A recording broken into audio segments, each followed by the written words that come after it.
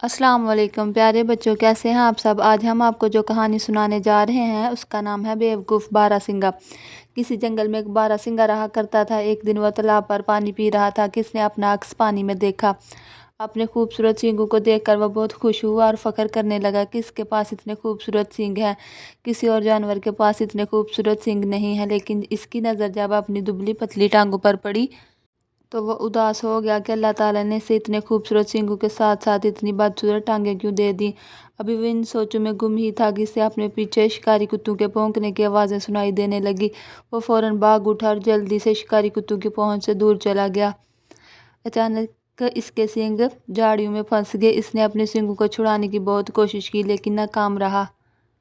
اتنی دیر میں شکاری کتے اس کے سر پر پہنچ کر اسے چیر پاڑ کر کھا گئے۔ بیوقوف بارہ سنگا اپنے خوبصورت سینگوں کی وجہ سے اپنی جان سے ہاتھ دھو بیٹھا، حالانکہ اس کی دبلی پتلی ٹانگوں نے اس کی جان بچانے میں اس کی بہت مدد کی تھی۔ اس کہانی کا اخلاقی سبق ہے کہ ہر چمکنے والی چیز سونا نہیں ہوتی، اور اس میں کوئی شک نہیں کہ اللہ تعالیٰ نے کوئی بھی چیز بیکار اور رائیگاں پیدا نہیں کی۔ اوکے پیارے بچوں، اللہ حافظ۔